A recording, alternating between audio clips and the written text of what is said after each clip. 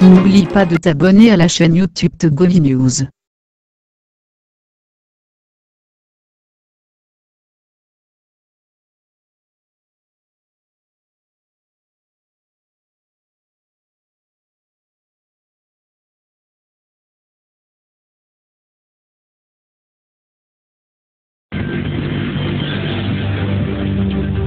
Madame, Messieurs, bonjour, bonjour à tous. Nous sommes très heureux de vous retrouver ce matin sur la radio Taxi FM Lomé, Taxi Presse de ce lundi 12 novembre 2018. C'est avec Gérard Ouessan, le patron du journal Sika, Michel Tchadja, le patron du journal Ouara les Vainqueurs, Jacques Zakouti, éditorialiste. On sera également rejoint en studio par Dimas Dikodo du journal Forum de la semaine. Ensemble, nous reviendrons sur l'économie togolaise, la santé de notre économie, les banques togolaises, quelle contribution réelle pour l'économie nationale. Nous nous interrogerons donc sur le sujet. Nous parlerons naturellement politique, vous nous y attendez d'ailleurs. La question de l'élection est encore sur le tapis de développement de l'actualité politique de ces derniers jours. Allons-nous vers une élection RTO au Togo? J'interrogerai mes confrères en studio.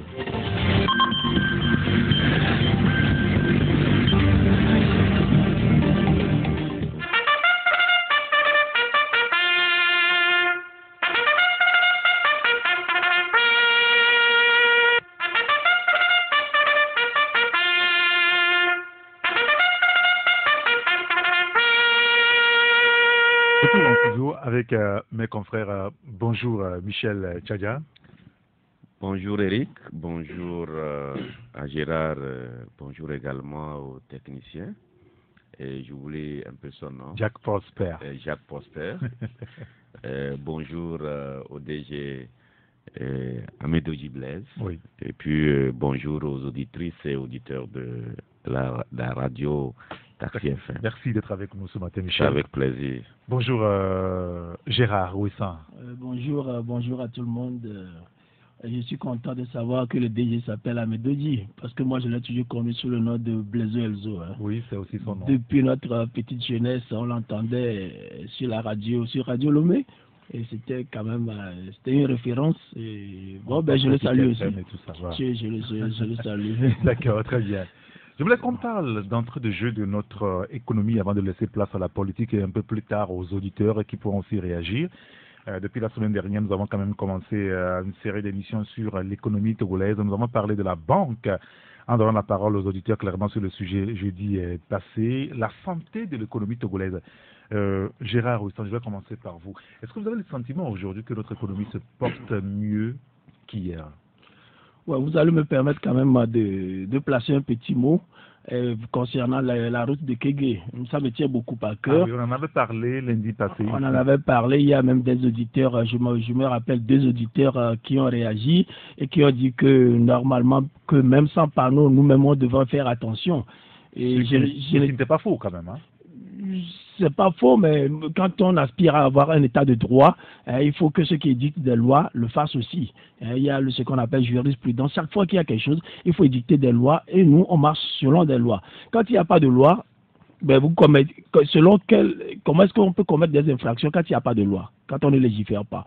Donc, construire une route sans balise, sans panneau de signalisation, sans rien du tout, et une route encore bordée de caniveaux, et chacun roule comme il veut, à la vitesse qu'il veut. Vous savez, samedi vers 20h, c'est ce que je disais, c'est encore arrivé. Il y a un enfant qui s'est fait écraser, raide mort en même temps. Est-ce qu'on va attendre que les hommes atteignent la sagesse avant de cesser de mourir? S'il faut attendre que nous atteignions la sagesse, moi je crois qu'il y aurait beaucoup de dégâts. Parce que nulle part sur cette terre, les hommes ne sont sages comme ça, naturellement. On dit la sagesse commence par la peur du gendarme. Oui. Il faut qu'il y ait des gendarmes. Quand je dis gendarmes, ça veut dire des lois. et le code de la route. Les Chinois qui sont là-bas, qui construisent la route, ils ont un cahier de charge. Dans leur cahier de charge, sûrement qu'il y a des mesures de sécurité qu'ils doivent prendre pendant qu'ils construisent la route. Mais nos enfants ne vont quand même pas continuer à mourir parce qu'eux, ils s'en fichent. Ils ne feraient pas ça en Chine. Très bien. Et ça, c'est une vie humaine qui vient encore de partir. Alors, avant d'aborder la question que je vous ai posée, je donne la parole peut-être à Michel sur le sujet. Je ne sais pas si vous voulez... Non. Ah, très bien. Alors, allez-y maintenant, Gérard, sur la question économique. Oui, bon, pour l'économie, vous savez, l'économie, c'est quelque chose de complexe, surtout en matière d'économie politique ou bien de macroéconomie. C'est toujours complexe. C'est plusieurs paramètres qui jouent en même temps.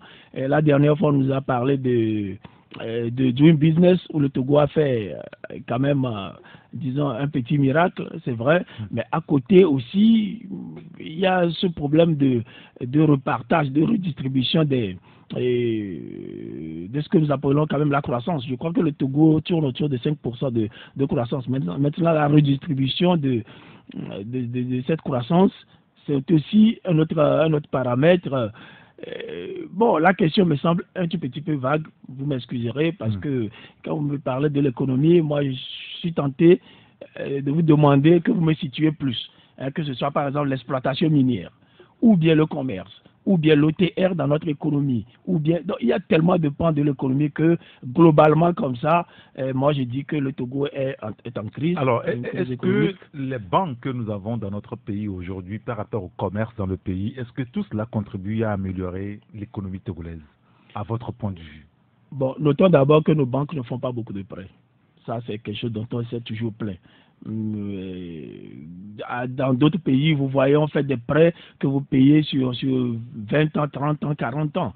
Moi, la dernière fois, j'ai un ami mozambicain en Allemagne, il me dit « Ah, je me suis acheté une nouvelle maison. » C'était une belle maison. Et il va payer ça sur 35 ans. C'est-à-dire qu'il paye, il va à la retraite. Et il a une fille et la fille continue à payer. Donc, ici et là, quand vous allez faire un prêt immobilier, c'est payable sur 3 ans. On vous fait un prêt, dans 3 ans, vous devez l'amortir totalement, et ce qui fait que vous avez votre maison et vous ne vivez plus. Soit vous choisissez entre la vie et votre maison, quoi. Entre ne pas manger ou bien avoir une maison. Donc, moi, on a vu des gens faire des prêts à la banque pour s'acheter un terrain. Après, on a fait un autre prêt pour quand même construire là-dessus. On n'a même pas encore terminé, peut-être quand on s'en va. Ben oui, et puis quand vous voyez le monsieur, même il a ce qu'on appelle le visage tout à fait famélique. Hein. Le visage est rentré, les joues, il perd tout parce qu'il ne mange pas. Or, ce n'est pas le sens de la vie. Bon, moi, les autorités même le savent, il y a beaucoup de choses à faire. Peut-être que l'État devrait intervenir et donner des garanties aux banques pour que nous puissions faire des prêts à long terme ou bien du moins à moyen terme. Mais des prêts à court terme de 3 ans. Et encore, Jacques le disait la dernière fois ici, quand vous n'êtes pas fonctionnaire, ça devient très, très, très, très difficile. On vous demande des garanties pas possibles. Et des gens comme nous, par exemple, des journalistes, des particuliers, vous n'avez aucune chance de faire des prêts pour réaliser des choses. C'est quand même compliqué. Michel Tchadia, l'économie togolaise, est-ce que vous voyez une contribution réelle des banques chez nous? Non, les banques contribuent, peut-être qu'à une hauteur que, ou peut-être d'une manière que peut-être nous ne voyons pas, nous ne trouvons pas acceptable. Sinon, les banques contribuent, elles font les prêts aux fonctionnaires pour vous l'avez dit tantôt, pour des prêts immobiliers ou pour bâtir son chez. Je trouve ça important. Mais à quel taux? Oui, peut-être on peut parler de taux parce que vous savez que ces dernières années, il y a un foisonnement de banques chez nous ici, mais ce qu'on aurait souhaité, qu'il y ait beaucoup plus de facilité dans l'octroi des prêts, mais puis qu'il y ait une réduction aussi de taux d'intérêt. Mais on se rend compte que à ce niveau-là, rien ne bouge. Hein, et puis, je pense qu'à un niveau donné, on n'aide pas le citoyen ordinaire à pouvoir, même si vous n'êtes pas un fonctionnaire, que vous puissiez faire, si vous avez peut-être propriétaire terrien par exemple, il faut quand même alléger l'obtention des titres fonciers. Parce que c'est une façon aussi de développer l'économie. Parce que j'ai mon titre foncier, j'ai ma parcelle de terrain, je vais m'appuyer sur ça pour demander un prêt, pour peut-être me lancer dans une activité économique. Et sachant pertinemment que si je ne me comporte pas bien, la banque est en mesure de me prendre ma parcelle. Donc je suis obligé de gérer vraiment avec une certaine orthodoxie afin de pouvoir payer la banque et qu'un jour ou l'autre, que je puisse quand même m'en sortir. Mais au Togo, quand vous parlez de titres fonciers, c'est comme je sais pas, c'est le miel. Oui, mais en même temps, on nous a dit la dernière fois par rapport au Dune Business que le Togo a fait quand même des avancées terribles quand même par rapport à ce titre foncier. C'est l'un des points gagnés par les autorités dans ce domaine. Mais ce n'est pas encore c'est pas suffisant. Ce n'est pas suffisant. C'est pas suffisant. C'est un point. On sait que les autorités ont quand même la volonté de pouvoir agir sur cet aspect de la chose. Mais quand vous prenez la population togolaise d'une manière globale, quand on parle de titres fonciers, combien de Togolais ont des titres fonciers et quels sont ceux qui sont en mesure, avec ce titre foncier, de demander des prêts bancaires? Mais c'est au bout des doigts. Il faut le reconnaître. Et donc, moi, je trouve que si on allège l'obtention du titre foncier, il y a des gens qui sont propriétaires terriens. Ils peuvent se lancer dans des activités. Pourquoi généralement, vous voyez où à la justice, vous allez à la justice, quand on sort les prisonniers pour les amener au tribunal, la plupart c'est des jeunes. C'est des jeunes. Pourquoi? C'est double vente.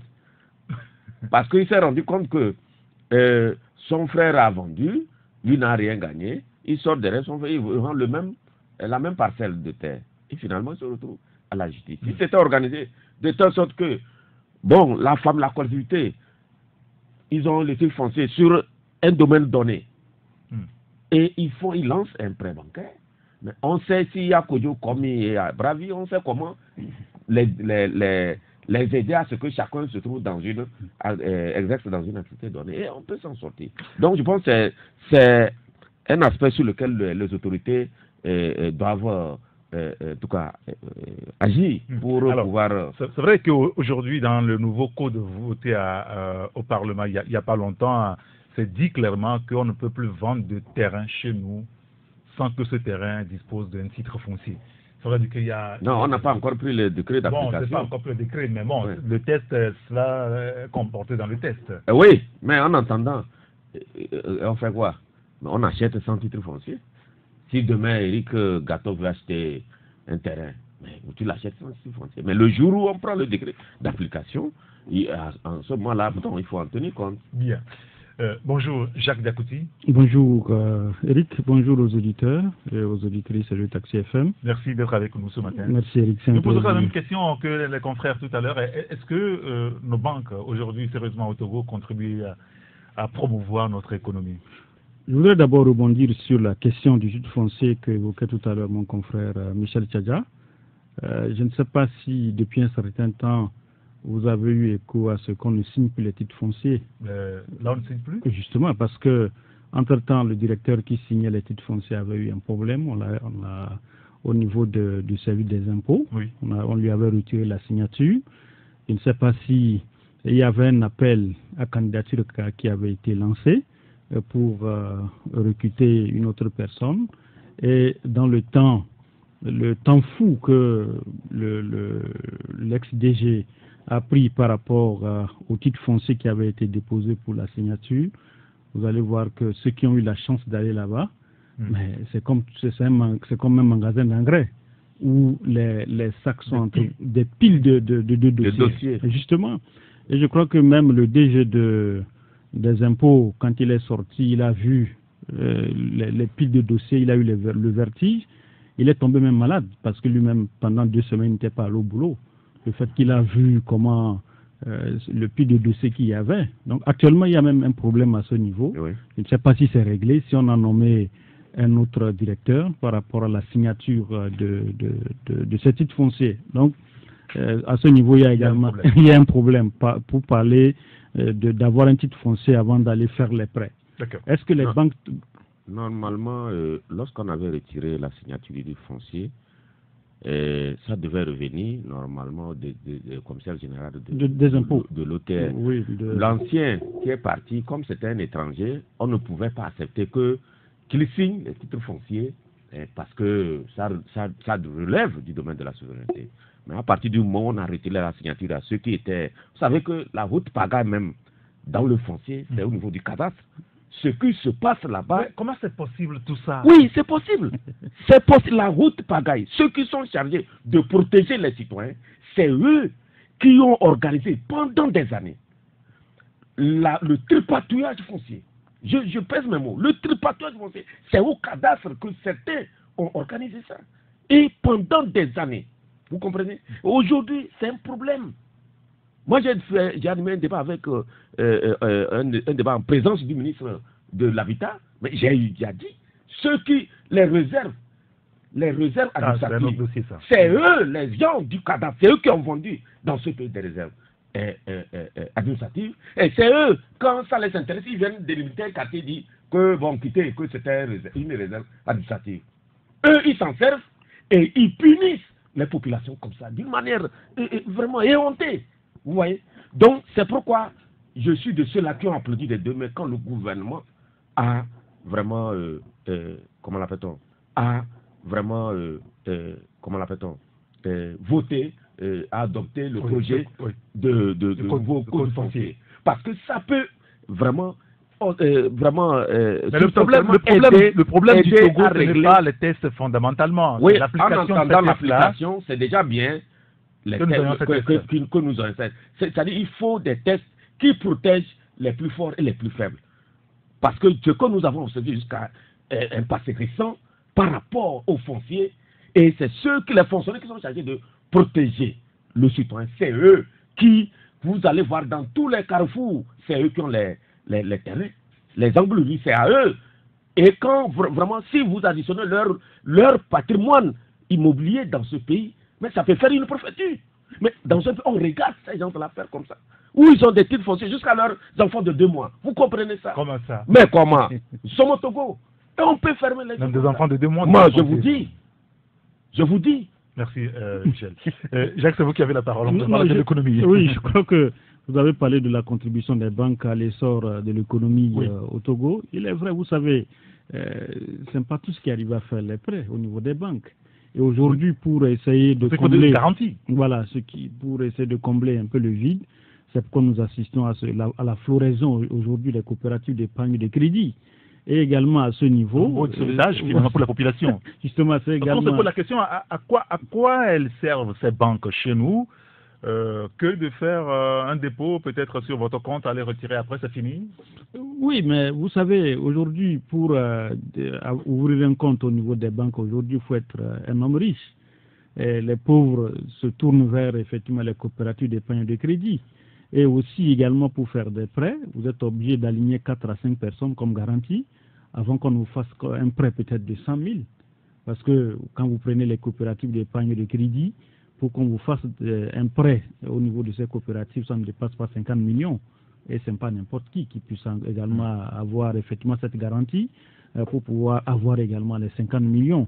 Je crois qu'aujourd'hui, pour que les banques puissent contribuer à l'éclosion de l'économie togolaise, il est important qu'on puisse faciliter l'octroi des prêts à cette jeune classe qui est en train de monter. Parce qu'aujourd'hui, quand vous voyez la plupart des jeunes, moi j'ai rencontré ne serait-ce que hier, seulement un jeune qui est revenu des États-Unis, il a effectivement un projet où il veut ouvrir un centre où vous aurez tout, c'est-à-dire que le système de gardiennage, le système pour organiser les conférences et tout, mais il a fait un dossier, il cherchait effectivement un financement, mais il n'arrive pas à trouver ce financement. Et aujourd'hui, les déboussolés se disent, si c'est comme ça, il préfère retourner encore aux États-Unis pour galérer là-bas. Et pourtant, on nous parle de l'entrepreneuriat. De l'entrepreneuriat, oui. Donc c'est pour vous dire que aujourd'hui, il y a ces jeunes-là qui sont là. Quand vous prenez même le monsieur qui a inventé le Fufumix, jusqu'à présent, il n'arrive pas. Il n'arrive pas à fabriquer le Fufumix parce qu'il n'a pas le financement. Je crois que voilà des projets qu'on pouvait quand même financer. Il a 20 millions. Hein. Oui, mais 20 millions, mais combien de Fufumix il peut faire à 20 millions? On parle de 300 000 C'est ça, donc c'est ça aussi le problème. Moi, je l'ai appelé, il fabrique les pièces maintenant, il se fait fabriquer les pièces en Chine. Et il les amène et puis on fait le montage ici. Entre-temps, il y en a qui ont copié son invention d'ailleurs Parce qu'il n'a pas protégé suffisamment. Il n'a pas oui, protégé. il y a des pirates qui... Alors, pourquoi est-ce qu'il y a des banques, parce qu'on en compte maintenant il y en a plusieurs. Des centaines dans notre pays.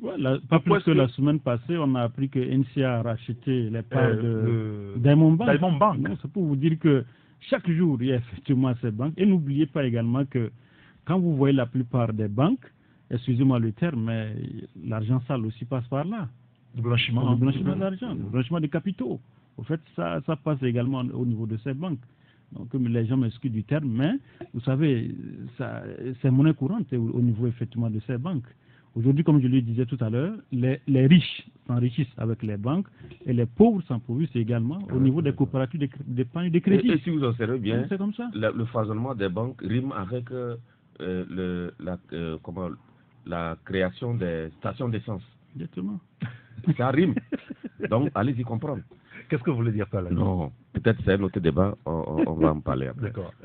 Gérard, les jeunes, ils ont besoin de financement pour pouvoir faire développer leur entreprise, leurs initiatives. On parle de l'entrepreneuriat tout le temps. Pourquoi est-ce que les banques réchignent finalement à leur donner de l'argent pour développer leur structure? Bon, d'abord, il faut noter deux choses. La première des choses, c'est que nos banques sont constamment en surliquidité. Ça, c'est établi. Ils ont de l'argent, elles ont de l'argent, ils ne savent pas où investir. Tout le monde sait que les banques togolaises sont en surliquidité. Mais au même moment, il y a des gens qui ont besoin de prêts, mais on ne leur en donne pas. Bon, pourquoi? Juste parce que moi, je pense que les banques sont très prudentes. Et quand vous investissez dans une affaire ici au Togo, ce n'est pas sûr que vous aurez un bon retour sur l'investissement. Vous pouvez investir, vous donnez de l'argent à quelqu'un qui disparaît et vous ne le trouvez plus jamais. Vous investissez dans une affaire, il y a un problème et vous voyez que la justice ne se bouge pas pour vous remettre dans vos droits. Je vous donne mon propre exemple. J'ai eu un accident, j'ai perdu une voiture que j'ai achetée quand même avec beaucoup d'argent et l'affaire à la justice, ça fait plus de 2 ans. C'est toujours des renvois,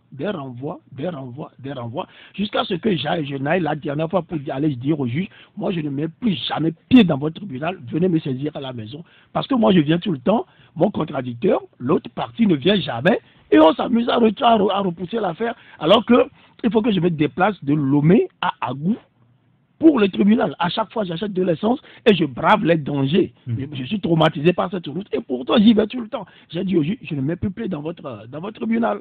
Faites ce que vous voulez. Plus de 2 ans. Alors, imaginez que j'ai fait un prêt pour m'acheter cette voiture-là pour mon entreprise. Et depuis là, je vais dire à celui qui m'a fait le prêt à la banque, ben écoutez, l'affaire au tribunal, ça traîne, et ça arrive de traîner encore 2, 3 ans, 4 ans, 5 ans, 10 ans. Le temps qu'on ne meurt.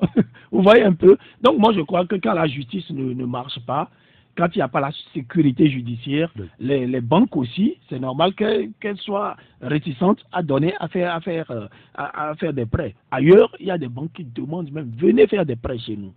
Moi, je connais quelqu'un en France. On voit la publicité en France sur les médias français et européens tout le temps. Voilà. Les banques veulent donner de l'argent parce qu'elles veulent fructifier leur argent. Quand vous voyez, par exemple, des grandes sociétés comme Peugeot et tout ça, là, ils veulent faire des prêts. On vous dit, venez acheter une voiture à 20 000 € et vous ne payez que 100 € par mois.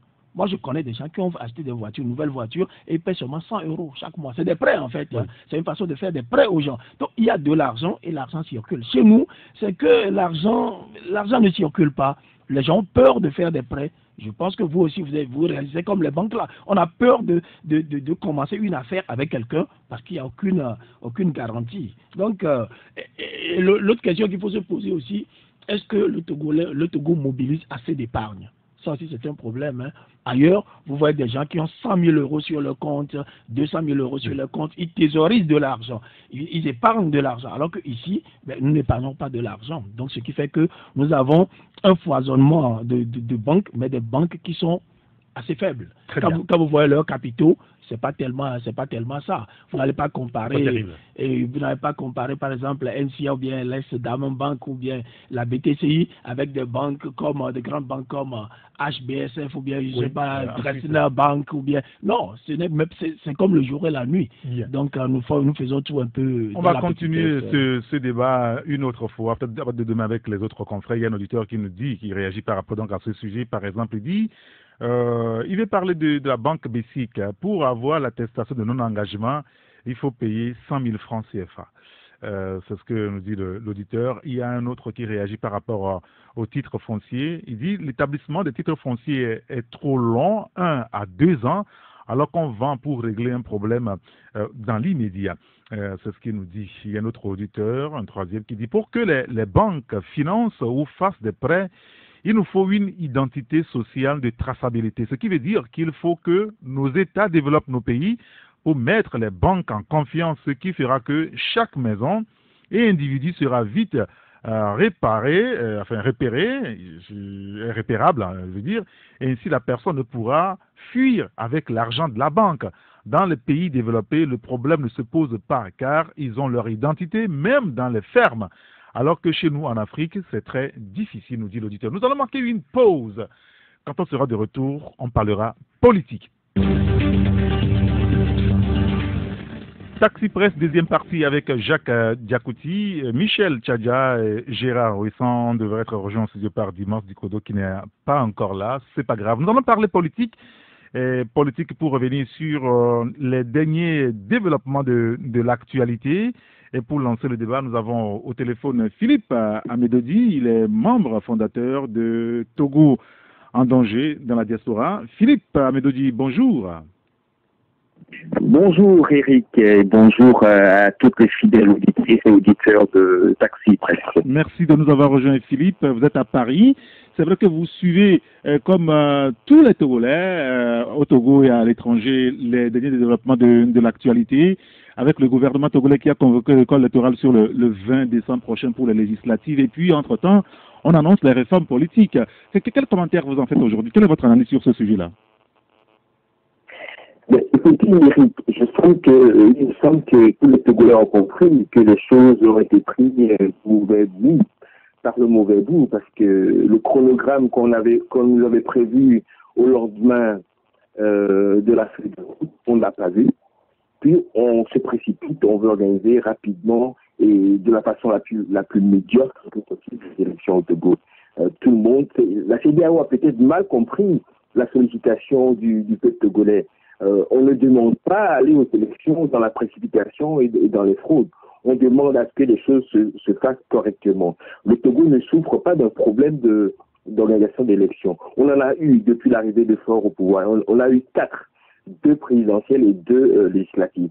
Tous les Togolais savent ce que ça donne. Nous voulons que pour une première fois au Togo, nous puissions nous voudrons que la vérité des urnes soit prononcée au bout à la fin du processus. C'est de cela qu'il s'agit. Et il faudrait que la CEDEAO entende et comprenne que les Togolais ne sont pas prêts d'aller de nouveau à l'abattoir. Alors, je vous interrogerai tout à l'heure sur le cas de la CEDEAO, mais le gouvernement togolais semble avoir fait quand même des pas. Les réformes politiques sont annoncées. Sûrement que dans le courant de cette semaine, on déposera l'avant-projet de loi donc à l'Assemblée nationale. Vous ne pensez pas qu'il va falloir peut-être lorgner sur cette question essentielle aujourd'hui quand on est du côté de la C14? Mais écoutez, moi je parle du côté ou bien me situant sous l'angle de la société civile et du citoyen lambda.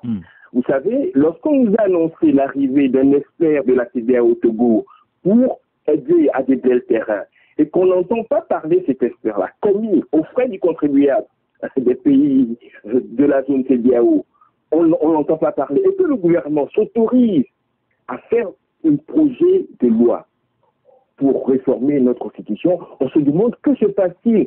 C'est de l'amateurisme ou la CEDEAO le fait-elle sciemment? On ne comprend pas qu'on nous dise, que le gouvernement nous dise exactement, est-ce que c'est l'expert, le Sénégalais, le franco-sénégalais, qui a transmis uniquement au gouvernement des propositions que le gouvernement renvoie pour approbation, pour vote à l'Assemblée. Il faudrait qu'on nous explique. Il y a un problème de lisibilité, de lecture. On ne comprend pas à quel jeu le gouvernement togolais s'adonne. C'est là le problème. Il faudrait à un moment donné que ces personnes-là qui sont là, et qui sont payés aux frais, qui ne sont payés par le contribuable togolais, nous expliquent la façon dont eux ils interprètent, la façon dont eux ils ont compris la mise en œuvre de la feuille de route de la CEDEAO. Vous savez, on est Togolais, on peut encore, même si c'est difficile de se parler dans la langue de Molière, on peut encore se parler dans nos vernaculaires pour se comprendre. Aujourd'hui, le Togolais ne comprend plus rien. On voit des choses passer, on voit la CENI de M. Katanga faire des invitations qui sont contraires au code électoral, qui sont contraires au cadre légal qui dominent, qui sont affectés également actuellement au Togo. Que se passe-t-il? Oui. On aimerait juste qu'il y ait beaucoup plus de consistance et de cohérence dans les actes posés par les autorités publiques togolaises. Quand on vous écoute, Philippe, on a le sentiment que vous êtes aussi déçu par peut-être le cours de l'histoire par rapport à la CEDEAO.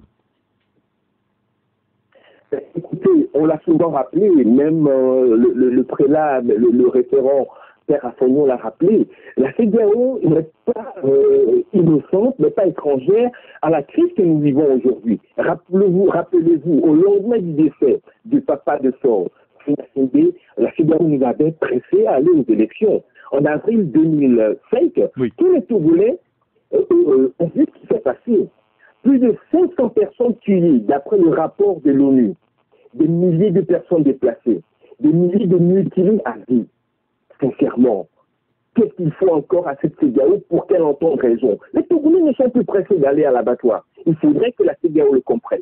La CEDEAO détient une lourde responsabilité historique dans cette histoire-là. Et ça, nous en parlerons au moment venu. Il n'est pas normal que des institutions comme la CEDEAO imposent à un peuple d'aller se tuer. Là, ils nous demandent d'aller se tuer. On a vu, l'histoire du Togo est suffisamment, nous l'apprend. À chaque processus mal préparé, il y a des crises. Et il y a des populations se révoltent, contestent les résultats. Le régime en place, grâce aux militaires, violente le peuple. Et après les tueries, le gouvernement se pose pour demander à ce que à discuter avec son opposition. Des discussions sortent des accords que le gouvernement fait pertinemment qu'il ne respectera pas. Sincèrement, entre nous, ça suffit. Une fois, deux fois, trois fois, quatre fois, on veut nous amener encore une cinquième fois à ce même jeu. Allez, les Togolais ne sont pas aussi idiots que ça. Il faut à un moment donné que les responsables de la CEDEAO comprennent que nous avons dit non. Et j'espère que le peuple togolais, debout comme un seul homme, le samedi prochain, va prouver au régime en place et à la CEDEAO que nous ne voulons plus aller à l'abattoir. Il s'agit bien de l'abattoir et je pèse mes mots. Écoutez, merci beaucoup Philippe Amédodji. C'est avec plaisir, Eric Gactor. Et j'aimerais juste rappeler que la diaspora ne restera pas les mains croisées face à ce défi que la CEDEAO nous lance. Je profite de votre antenne pour appeler à toute la diaspora qui m'entend. Et vous savez que beaucoup d'entre nous suivent de très près Taxi FM.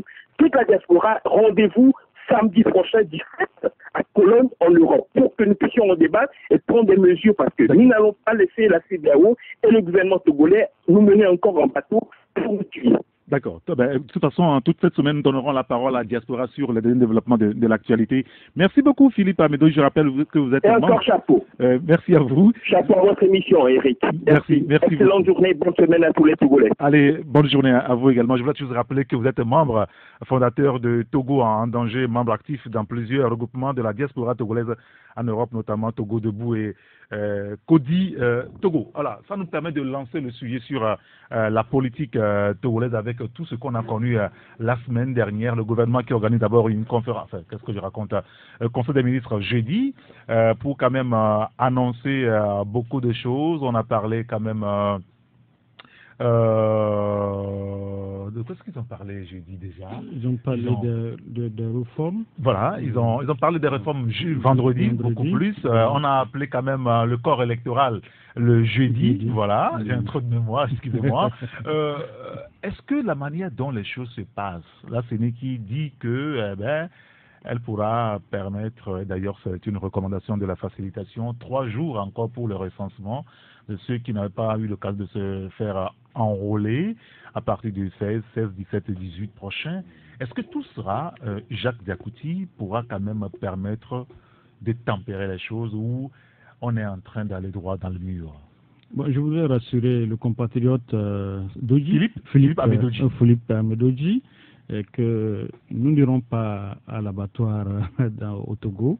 Je crois que nous sommes assez matures. Il y a le sentiment que la CEDEAO nous amène à l'abattoir. C'est vrai. Je crois que nous sommes entre Togolais et je ne pense pas que aucun Togolais ne voudrait que son compatriote prenne encore soit une machette, soit peut-être un marteau ou un morceau de bois pour se taper entre Togolais. Je crois que la situation que nous sommes en train de vivre, il est vrai que c'est une situation politique, mais je crois qu'il y aura également des solutions politiques à cette crise que nous sommes en train de traverser. Donc je voudrais une fois encore rassurer la diaspora togolaise de se rassurer qu'aucun Togolais n'ira encore à l'abattoir.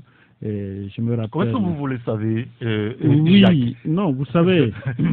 Comment est-ce que vous savez qu'il n'y aura pas de grabuge? Je ne dis pas qu'il n'y aura pas de grabuge, mais dire qu'il y aura encore des morts à l'échelle que nous avons connues dans le temps, et nous ne voudrons même pas entendre parler même encore d'un seul mort ou d'un seul blessé au Togo.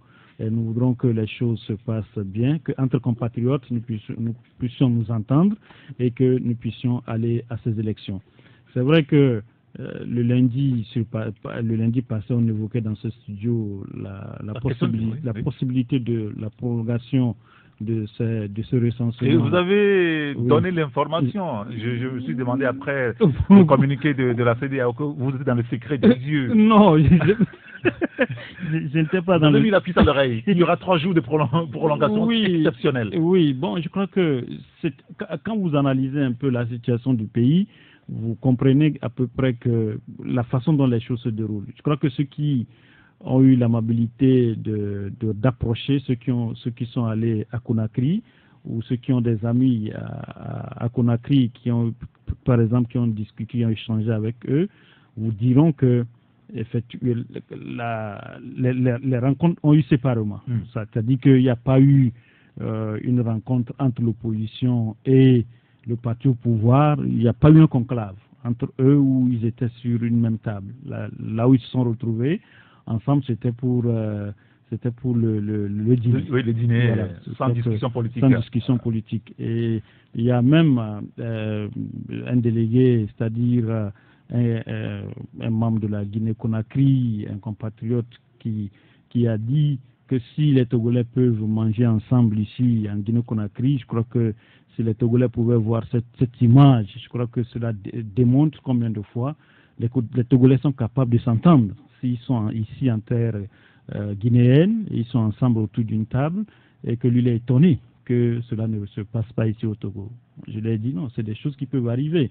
Je crois que c'est un peu... Il ne faut pas se précipiter sur les choses, mais je crois que toute chose a son temps.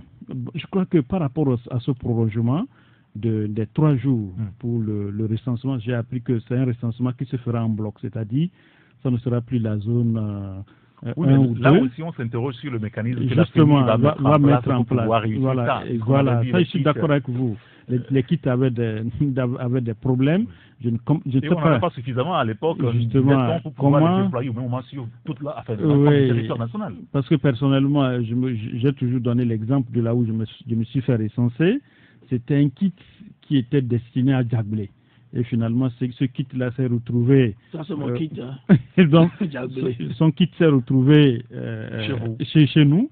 Et finalement, sur ma carte d'électeur, c'est le nom Djablé qui est sorti. Donc, je vous avais dit ici que je me suis renseigné, j'ai demandé, est-ce que le jour du vote, je pourrais voter toujours à la Marina ou bien ça à Djablé? On m'a dit non, que je peux voter à la Marina. Donc, je ne sais pas comment ils peuvent encore essayer de réinitialiser encore ces kits pour que ça ne crée pas encore des problèmes. Je crois qu'il y a quand même un travail à faire au cours de ces 3 jours, parce que ça serait quand même un peu compliqué, parce que, quoi qu'on dise, on avait parlé entre-temps ici de la disponibilité même des écoles. Parce que vous savez que dans le premier recensement, il y avait eu quand même un peu de problèmes. Oui.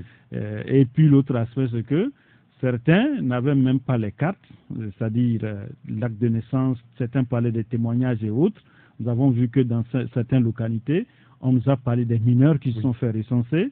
Donc, est-ce que les dispositions prises pratiques par rapport à ce recensement? Et l'autre aspect pour terminer, c'est le fait que les 3 membres, ou bien ces 4 membres de l'opposition n'ont pas aussi pris fonction. Ils n'ont pas encore prêté serment. Pas encore. Voilà, je ne sais pas Il y a le confrère libéral qui parle de demain, mardi. Ils vont prêter serment. Oui, c'est ce qui a été annoncé par le journal. Bon, c'est pas si c'est réel. Si, c'est réel. Donc, justement, si c'est demain, le recensement commence le 16, selon le calendrier de la CENI. Est-ce que ces nouveaux membres auront également le temps de pouvoir s'approprier des tests de la CENI, du déploiement et tout ça? Je crois que c'est des choses quand même qu'il faut voir de près et savoir raison garder. Gérard, le gouvernement, enfin la CENI communique quand même sur ce recensement-là, alors que le corps électoral est déjà convoqué là. Alors, on se pose la question, quel corps électoral a été convoqué déjà par le gouvernement pour le scrutin du 20? Bon, vous avez posé celle-là toute la question. Bon, moi, mon inquiétude, c'est comment lever cette grande suspicion-là qui pèse sur le résultat des travaux que la CENI, entre guillemets, a fait. C'est-à-dire que normalement, la CENI devait être au complet, une CENI paritaire, et où chacun peut contrôler l'autre pour faire un bon travail. Maintenant, voilà que c'est une demi-CENI qui est partie faire ce travail, et l'impose aux autres, et dit maintenant, moi j'ai fini le travail, ben venez corriger éventuellement, venez enlever des doublons et les mineurs. Bon, et là, ça veut dire que déjà, la base est faussée. Maintenant, comment faire pour remettre tout le monde en confiance? Moi, je crois que c'est ça qu'on appelle la quadrature du cercle. Hein. C'est une mission impossible. Hein. On va faire des élections qui seront contestés, selon moi, et si Jacques dit qu'il n'y aura pas de mort, moi je veux bien le croire. Mais comme on dit que les mêmes causes produisent les mêmes effets, moi j'ai quand même peur, étant donné que il n'y a pas longtemps avec les marches du PNP, déjà il y a eu des morts. Et on dit que les Togolais sont matures, est-ce que c'est en 2 mois qu'on est devenu mûr? Bon, je ne sais pas. Bon, moi je pense quand même qu'il faut avoir le courage d'interpeller le régime, parce qu'on ne peut pas continuer à dédouaner le régime ou bien à le dispenser du travail bien fait. C'est-à-dire qu'on nous a tellement poussé, on nous a tellement convaincus que le régime qui nous dirige ne peut pas faire du bon travail, et nous avons fini par intégrer ça. On leur concède le droit. Donc comment ça? Oui, on leur concède le droit, pratiquement on leur concède le droit de faire du travail bâclé, et que c'est aux autres de parer à leurs insuffisances. Non. Pourquoi est-ce qu'on ne peut pas interpeller ce régime et lui dire faites du bon travail qui n'amène pas la mort aux Togolais? Et tout le monde semble s'en accommoder. Bon, le gouvernement a fait ci, maintenant on trouve quelle parade, qu'est-ce qu'on va faire, qu'est-ce que la C14 va faire. Mais pour le gouvernement, tout le monde trouve que c'est normal, eux c'est comme ça, ils font du mauvais travail, on leur concède ça. C'est là où moi je ne suis pas très d'accord. En tout cas, Gilbert Bawara, le ministre de l'administration territoriale, enfin le ministre de la fonction publique qui fait office aujourd'hui de porte-parole du gouvernement, a été clair chez nos confrères de Togo Breaking News de Point Info. Ils ont pris toutes les dispositions, hein. En tout cas ils sont prêts pour toutes les éventualités aujourd'hui. L'éventualité de faire quoi? S'il y aura de troubles. De frapper les gens, de les tuer, de les non, mais maintenir l'équilibre. Moi, je dis que c'est un va-t-en-guerre. C'est quelque chose, moi, qui m'énerve. Moi, je pense que le président Faure Gnassingbé même ne parlerait pas comme ça. Un homme politique ne parle pas ce langage de violence, ce langage de terrorisme. Il dit, nous avons pris toutes les dispositions pour vous imposer le silence. Ça, là, moi, je crois que c'est quelque part, excusez-moi, c'est monsieur le ministre, mais je pense que c'est irresponsable. Une armée de 10 000 personnes, 12 000 personnes, 20 000 personnes, est-ce qu'une armée comme ça peut maîtriser une population de 7 millions d'âmes si vraiment les Togolais sont décidés à décoller? Moi, je crois que un ministre comme Bawara serait le tout premier à plier bagage à quitter le pays. On a vu des ministres dire des choses pires que ça dans d'autres pays, mais quand ça éclate, ils s'en vont et nous laissent. C'est quelque chose qu'on ne devrait pas laisser des hommes politiques dire. En Europe, vous faites ça, un tel langage de violence, le lendemain, vous démissionnez. En tout cas, on va revenir sur d'autres aspects, puisque le gouvernement togolais a voté aussi en Conseil des ministres vendredi le projet de loi de révision constitutionnelle qui concerne l'article 59, 60 et 100.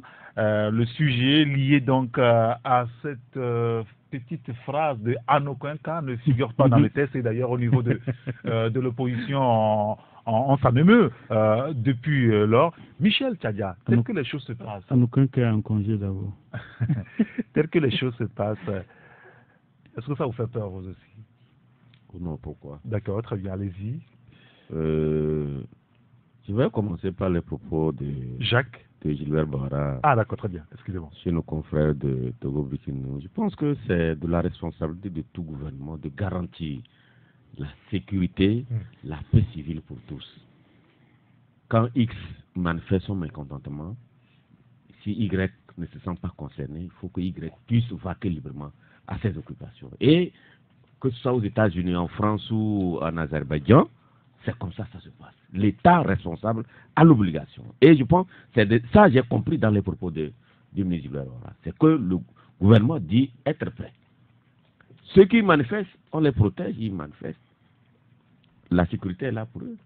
La sécurité est là aussi pour ceux qui ne marchent pas, ceux qui ne sont pas concernés. Mais ceux qui tenteront parce que généralement chez nous ici, les gens sont à la recherche des grabuges. Les dégâts collatéraux, ça intéresse beaucoup les gens pour crier sur tous les toits au secours. Mais est-ce que le gouvernement doit laisser les gens aller sur ce angle-là? Non. C'est peut-être par là qu'il faut comprendre la sortie du ministre Bahara. S'il a quelque chose derrière la tête, moi je ne sais pas. Moi j'analyse ses propos comme un ministre d'une république responsable. Maintenant, par rapport au fait qu'on a convoqué le corps électoral, le gouvernement a adopté le projet de révision constitutionnelle et institutionnelle. Je pense que c'est dans la droite ligne de la feuille de route de la CEDEAO. Si tu as la feuille de route ici, tu dois comprendre que tout ça la figure. Et surtout, l'article, je pense, c'est l'article 100 qui concerne même la Cour constitutionnelle devant laquelle, normalement, les représentants de la CECAS devaient prêter serment demain. Aux dernières nouvelles, comme nous apprenons que ils doivent être à l'heure où nous sommes en conférence de presse. C'est reporté sur demain. Sur demain, ok. Donc, nous allons attendre de voir demain s'ils iront prêter serment ou pas. Mais dans tous les cas, tout ça là, toutes ces mesures font partie. C'est pourquoi nous, aujourd'hui, nous avons dit c'est un respect scrupuleux de la feuille de route de la CEDEAO par le gouvernement, parce que tous ces points-là font partie de la feuille de route. Peut-être ce que moi je peux relever, c'est de l'élargissement de certaines personnes. Les mesures d'apaisement. D'apaisement. Peut-être à ce niveau. Et le gouvernement a tenu à se justifier en disant, il y a des gens qui ont recouvert leur politiquement recouvert, il y a d'autres, peut-être par rapport au délit, au délit qui les frappe, la justice doit peut-être faire son travail avant de voir si éventuellement il faut élargir ces gens-là. Peut-être c'est à ce niveau. Oui, mais ça prendra combien de temps? Bon, moi, les gens sont en prison, ça fait 1 année pour certains, ça fait 8 mois pour d'autres. Mais si ça ne tenait qu'à moi j'aurais voulu qu'on les juge rapidement et qu'ils bénéficient des mesures additionnelles, autrement dit leur élargissement. Ce n'est pas moi qui déciderai. Donc, d'ici le 20 décembre, je pense que c'est encore très loin, ces gens-là peuvent recouvrer leur liberté. C'est notre souhait. Personne ne peut applaudir que son prochain est en prison et on danse. Non, personne. Même à votre pire ennemi, vous n'allez pas le souhaiter la prison. Tous ceux qui sont là-bas, ça dérange tout le monde. Il faut qu'ils recouvrent leur liberté. Maintenant, il y a des procédures, le gouvernement l'a énoncé clairement, mais sauf que peut-être ce que nous voulons, c'est que le gouvernement, la justice, vraiment accélère vite son travail pour que rapidement, voir dans quelle mesure, parce que ce point, quand vous écoutez les gens de la C14, ça les tient aussi à cœur. Ça se figure dans la feuille de route. Ça, c'est l'aspect de la chose est là. Sur le reste, je pense que quand vous suivez le déroulement du chronogramme, que ce soit au niveau de la CENI ou les actes que pose actuellement le gouvernement, c'est que c'est dans la droite du respect scrupuleux de la feuille de route de la CEDEAO. Alors, maintenant, quand on parle du recensement de 3 jours, est-ce que c'est tenable, véritablement? Non, moi, c'est une décision politique. C'est une décision politique et c'est peut-être la CEDEAO qui était en mesure de donner son point de vue. Et aux dernières nouvelles, c'est elle-même qui a dans le communiqué qui a parlé de 3 jours. Cela. Peut-être que ça ne va pas dans la droite de la C14 qui veut une reprise totale du recensement. Oui. Ce qui est par rapport aux moyens financiers, aux moyens logistiques, ce qui est compris. Ce que je n'ai pas compris, lorsqu'on dit qu'on va... les 3 jours vont servir à faire le recensement sur toute l'étendue. Je n'ai pas compris. Pas en bloc. Alors qu'il y avait des problèmes au niveau des kits et autres. Est-ce que la CENI, vraiment, bon, pour le monde, techniquement, nous ne maîtrisons pas ça. La CENI, peut-être seule a le secret. Comment c'est vrai qu'on ne va pas reprendre, prolonger dans tous les centres comme peut-être ce qu'on a fait au cours du recensement proprement dit. Peut-être cette fois-ci, il y aura certains bureaux de vote seulement et peut-être au lieu de 3 kits, peut-être il y aura un kit, quelque chose comme ça. Sinon, c'est là où... Et là, ça va être compliqué quand même, hein? Parce qu'il y avait les kits un peu partout pour le recensement intérieur, il y avait des problèmes pour pouvoir enrôler les gens. Aujourd'hui, c'est pourquoi j'ai dit, moins. Si la CEDEAO et maintenant le gouvernement a entériné, je pense, le gouvernement a même entériné. Communiqué. Ça veut dire que des mesures idoines seront prises. Maintenant, nous allons voir sur le terrain, est-ce que c'est tenable comme tu l'as dit? Non, je crois que... Jacques Dacouti. Oui, au cours des discussions qui ont eu lieu à Conakry, je crois que c'était 3 points à l'ordre du jour. Le premier point concernait la CENI. Le second point, c'est par rapport aux élections. Et le troisième point, c'était les réformes. Et quand le premier point avait été soulevé, je crois que Alpha Condé, le président guinéen, avait émis l'idée du fait que tout ce que la CEDEAO peut faire pour permettre à l'ensemble de la classe politique de pouvoir participer à ces élections. C'est-à-dire il y a certains leaders qui ne sont pas fait recenser. Oui, bien sûr. Alors, voilà, alors que le code dit dès que vous n'avez pas votre carte d'électeur, vous ne pouvez pas être candidat. Vous ne pouvez pas être candidat. On a vu la réaction de la CENI. Voilà, justement. Et je crois que c'est au cours de cette discussion qu'Alpha Condé a dit tout ce qu'ils feront de leur mieux pour que la CENI puisse ouvrir encore le recensement pour 3 jours. Et essayer de repousser une fois encore la date, peut-être vers les 23, pour les élections. Mais, bon, pour repousser la date, je crois que ça n'a pas marché, parce que jusqu'à présent, la date du 20 est maintenue. Mais pour le recensement, je crois que ça, la CENI a ouvert pour qu'on puisse encore avoir un additif de 3 jours pour se faire recenser. Et sur la question des réformes, il était question que le gouvernement devait soumettre également rapidement un projet à l'Assemblée nationale pour adoption. Au cas où ça ne marchait pas, on va à la révision, c'est-à-dire au référendum. Et sur le troisième point concernait, je crois, oui, le premier point c'était l'ouverture, le recensement, le second point c'était les réformes. Oui. Et le troisième point devait concerner justement l'élargissement des détenus. Les mesures d'apaisement. Et je crois que le gouvernement, quand ils sont revenus, bon, vous avez vu que tout est allé rapidement. Le Conseil des ministres est réuni jeudi et vendredi.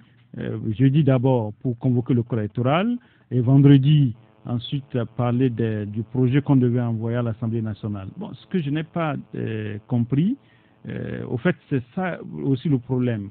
On a appris qu'à Conakry, il n'y a pas eu une rencontre entre la C14 et Alpha Condé et le parti au pouvoir ensemble. Il les a reçus séparément, si bien que aujourd'hui, il y en a qui ont douté du communiqué de la CEDEAO, mais je crois que ce matin, j'ai lu quelque part où le président Gogé disait que le communiqué est authentique, mais ils ne sont pas satisfaits par rapport au contenu. Messieurs, merci beaucoup. Nous allons marquer une pause publicitaire. Ça dure à peine 1 minute. On se retrouve pour la suite du magazine.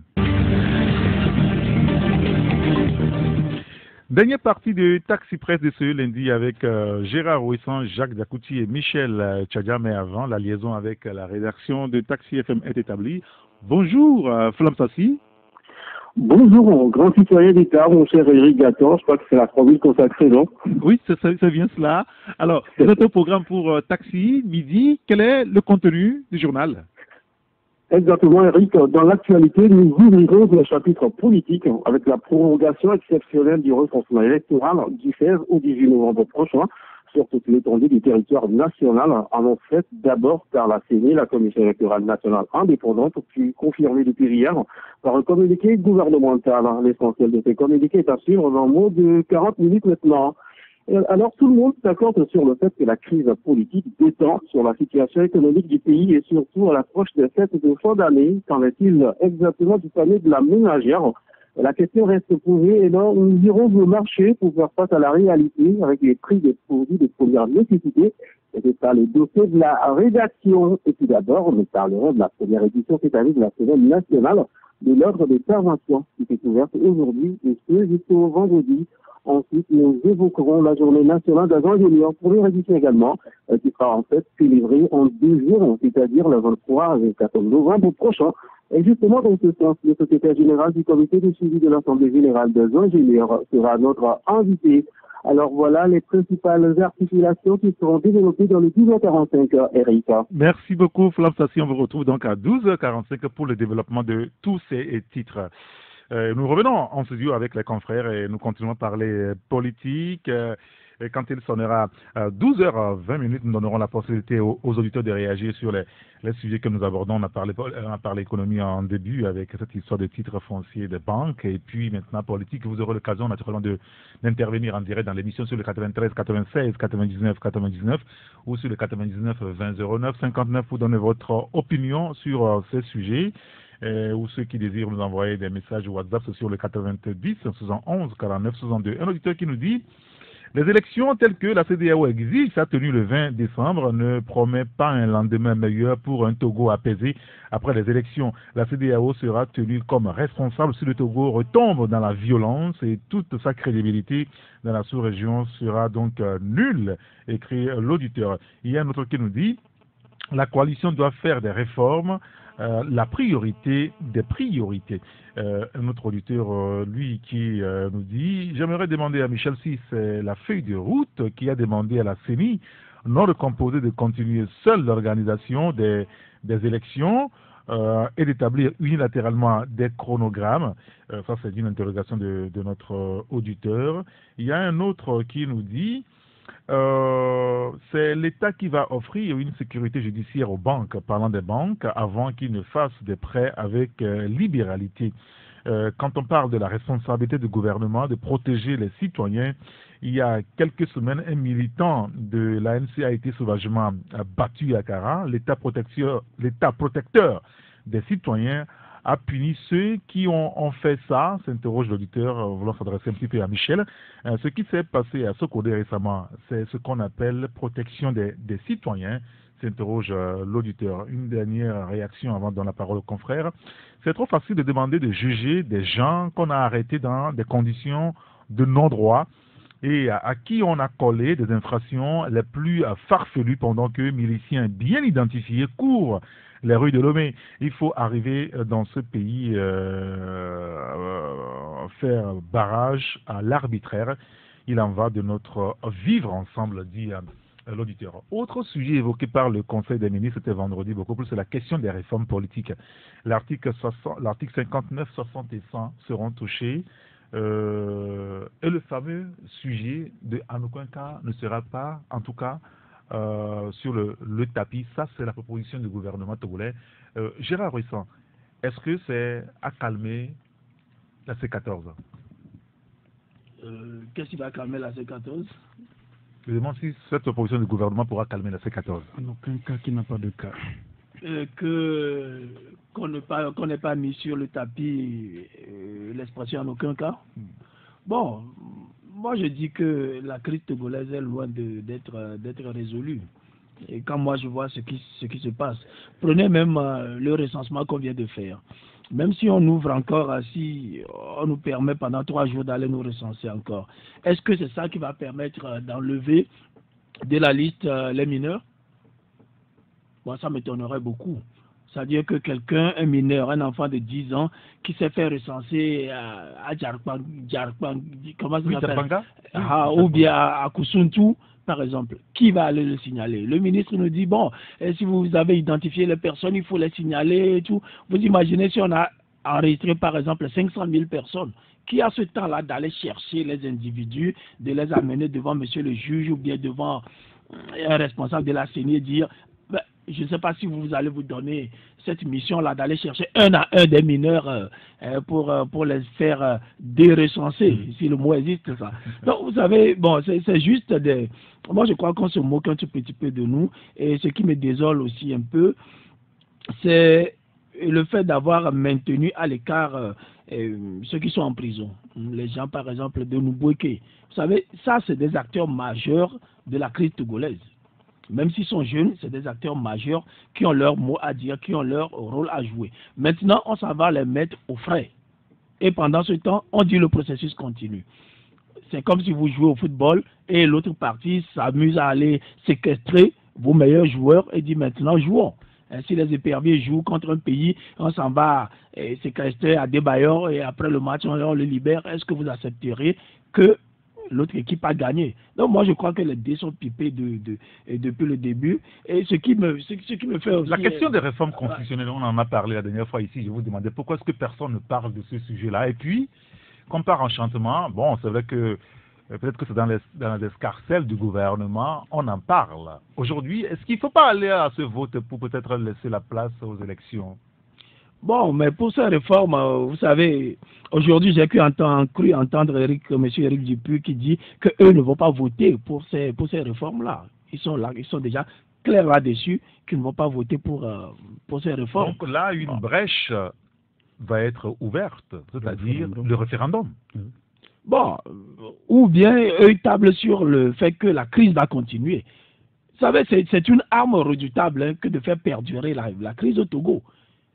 Parce que la crise nuit à l'économie, la crise nous nuit socialement. Mais est-ce que le gouvernement va se dire, ben écoutez, nous on évolue dans la crise? Un gouvernement qui accepterait ça risque de se faire emporter à un moment donné. C'est une chose que de maîtriser un 19 août et de dire il n'y aura plus jamais de 19 août. Aujourd'hui, c'est le 19 août qu'on craint. Demain, c'est peut-être un 15 janvier. On ne sait jamais ce qui peut se passer. Donc, moi, je crois que l'opposition qui dit nous allons faire durer et perdurer la crise a une arme redoutable entre les mains et il faut passer plutôt, il faut penser à négocier plutôt que de se dire ben nous on est fort, nous on vous impose ceci, on vous impose cela.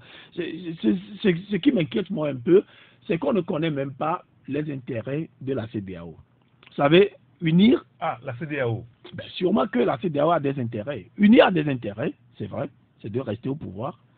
La C14 a des intérêts. Il fait partie unie du pouvoir. Et parvenir au pouvoir. Mais quels sont les intérêts de la CEDEAO? La paix dans la sous-région. Peut-être que c'est ça. Et quelle paix? La paix à tous les prix. Quitte à vous soumettre à l'esclavage, ben nous, ce qu'on veut, c'est la paix. Parce que moi, je soupçonne un peu la CEDEAO d'avoir un agenda caché, d'avoir aussi des intérêts. Et les intérêts, c'est de pouvoir vivre. Quitte à vivre comme des sangsues. Si vous connaissez ces animaux qu'on appelle des sangsues, ils se collent à votre peau, sucent votre sang et vivent de ça. La CEDEAO peut avoir cet intérêt-là. On se fiche du Togo. L'essentiel, c'est que le Hinterland, le Burkina, le Mali, tout ça là soit ravitaillé en tout ce qui vient de notre port. L'essentiel, c'est que Boko Haram ne passe pas par le Togo. L'essentiel, c'est que la crise au Mali soit un peu cadrée. L'essentiel, c'est que, bon, bref, la paix et le bien-être des autres, quitte à ce que cela se passe au détriment du Togo. Ça peut être aussi l'intérêt de la CEDEAO. Je vous reposerai la question sur votre avis sur la CEDEAO tout à l'heure, mais sur la question des réformes politiques, Michel. Tel que ça se passe, est-ce qu'on est sûr qu'au niveau de l'opposition, on y adhérera? Non, j'ai écouté, comme Gérard le disait, j'ai écouté le conseiller, je pense, communication de l'ANC, M. Dupuis, je l'ai suivi, j'ai pu noter que là où les acteurs politiques sont actuellement, ce serait difficile pour la C14 ou bien pour l'opposition parlementaire, surtout ceux qui se réclament de la C14, de voter les réformes là à l'Assemblée nationale. Et donc, c'est notre... Bon, c'est pourquoi aujourd'hui, quand c'est-à-dire il y a une petite confusion qui se passe actuellement. Peut-être que à un autre niveau, les acteurs politiques, peut-être ils voient beaucoup plus clair. Parce que, vous savez que la CENI, entre-temps, a parlé du référendum et des locales le 16 décembre. Et les locales, on n'en parle plus. Non, c'est fini. Depuis quelques jours, qu'est-ce qui s'est passé? La fréquence où on captait les locales. On a perdu le réseau? On a perdu le réseau. On a tourné la bande. Ce n'est plus sur cette même fréquence. Là, les locales sont déclassées pratiquement.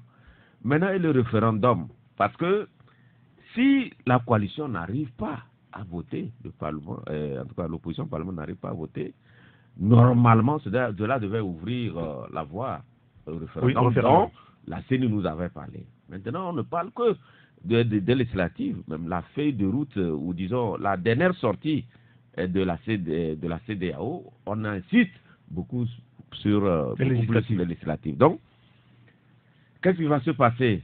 Nous allons, est-ce que si la C14 ne vote pas, est-ce que on peut aller directement? Et la probabilité est forte qu'elle ne vote pas? Oui. Et la probabilité croit chaque jour que Dieu crée maintenant qu'elle n'ira pas au vote, oui, aux élections. Qu'est-ce qui va se passer après les législatives? Ça veut dire que ce qui va se passer, je pense qu'on a écouté Tipi Redam hier, il dit il n'y aura pas de boycott, mais ils feront tout pour empêcher la tenue du scrutin. Non, là, je crois je pense qu'il est allé trop loin, parce que si le gouvernement a décidé d'aller, en tout cas, d'organiser ces élections, je pense qu'il va prendre des dispositions idoines pour que la liberté des uns et des autres soit préservée. Et dans ce cas, quand il parle d'empêcher, je ne sais pas. Il n'a pas parlé d'empêcher.